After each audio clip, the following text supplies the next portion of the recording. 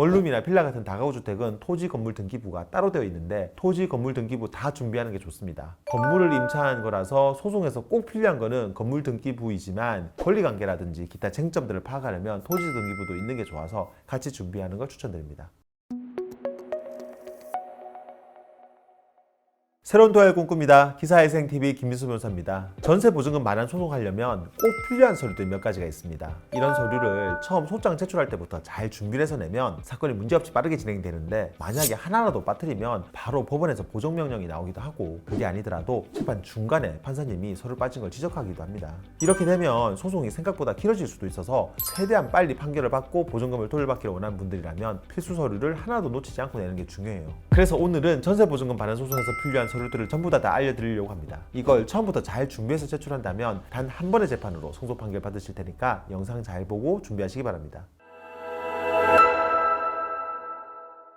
먼저 보증금 소송에서 필요한 첫 번째 서류는 임대차 계약서입니다. 내가 누구랑 어떤 집을 보증금 얼마로 언제부터 언제까지 계약했는지를 입증하는 게 바로 이 임대차 계약서인데요. 보증금 소송에서 가장 기본이면서도 필수 서류 1번입니다. 여기에는 내가 집주인이랑 한 특약사항 같은 것도 다 적혀 있어서 혹시 계약 위반이나 해지 사유가 문제될 때 그런 내용이 계약서에 적혀 있는지 없는지에 따라서 소송 결과가 달라지기도 해요. 그리고 또 만약에 계약을 여러 번 갱신하면서 보증금 올린 분들은 최초 계약서뿐만 아니라 보증금 올리면서 새로 작성한 계약서도 전부 다 챙기셔야 합니다. 계약서는 꼭 원본이 아니어도 되니까 복사한 거나 또는 사진 찍어 놓은 거라도 상관없어요. 중개사 사무실에서도 한부 보관하고 있으니까 혹시 계약서 분실하신 분들은 중개사무소에서 복사해서 준비하셔도 됩니다. 두 번째는 임대차 계약 신고 필증인데요. 이거는 내가 확정일자 받은 걸 입증하는 서류예요. 이전에는 전입신고할 때 계약서에 바로 신고 필증 도장을 찍어줬는데 그런 분들은 그 도장 찍힌 임대차 계약서만 있어도 돼요. 그런데 요즘은 전자로 다 처리를 해서 계약서에 그런 도장이 없는 경우들이 많아요. 그런 분들은 확정일자 부여 현황이나 주택임대차 계약 신고 필증이라는 서류를 준비하시면 됩니다. 이거는 다 주민센터에서 발급받을 수가 있어요. 그런데 만약에 확정일자를 받은 적이 없어가지고 신고 필증 같은 게 없으면 어떻게 되느냐? 그런 분들은 이 서류를 준비 안 해도 소송 진행하는 것 자체는 문제가 없습니다. 대신 신고 필증이 없으면 우선순위가 없기 때문에 나중에 판결받고 집행할 때 일반 채권자들이랑 똑같이 배당받아야 되는 문제가 있어요. 그래서 늦었더라도 소송 전에 확정일자를 받고 신고 필증을 받아서 진행하는 게 나중에 강제 집행을 생각해서라도 필요합니다. 세 번째는 건물 등기부 등본인데요. 정확한 명칭은 등기사항 전부 증명서입니다. 아파트나 오피스텔 같이 집합 건물로 된 다세대 주택은 토지랑 건물이 하나의 등기로 되어 있어서 그 등기부만 떼면 되는데요. 원룸이나 빌라 같은 다가구 주택은 토지 건물 등기부가 따로 되어 있는데 토지 건물 등기부 다 준비하는 게 좋습니다. 건물을 임차한 거라서 소송에서 꼭 필요한 거는 건물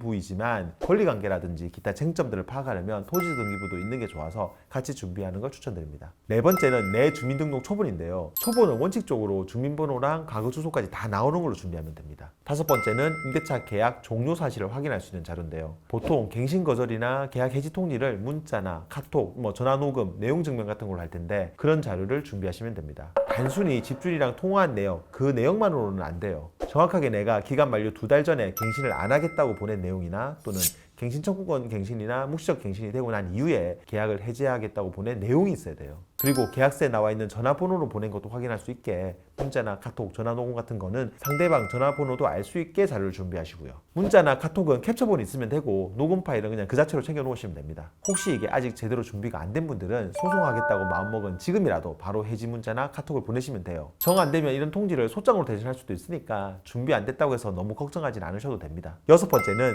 집주인한테 보증금 입금한 내역인데요. 계약금이나 잔금 주고 중개사 사무소에서 받은 입금 확인증이나 또 아니면은 내가 직접 계좌 이체한 이체 내역 같은 걸 준비하시면 돼요. 혹시 전세 대출로 은행에서 집주인한테 바로 싸준 거라면 대출받은 내역을 볼 수 있는 자료를 챙겨 놓으면 됩니다. 이거는 보통 해당 은행 어플에 들어가서 캡처하거나 아니면 부채 증명서를 발급받으면 됩니다. 일곱 번째는 다가구일 때만 필요한 서류인데요. 원룸이나 빌라 같은 다가구주택은 내가 임차한 부분의 도면도 필요합니다. 다세대랑 달리 다가구는 등기부만으로는 임차한 부분이 특정이 안 돼서 나중에 집행을 위해서는 정확한 도면이 필요한데요. 이거는 구청에서 건축물 현황 도면을 발급받아서 쓰면 됩니다. 내가 직접 그려서 제출할 수도 있는데 그러지 말고 그냥 구청에서 도면 받아가지고 임차한 부분을 형광펜으로 표시해서 준비하는 걸 추천드립니다.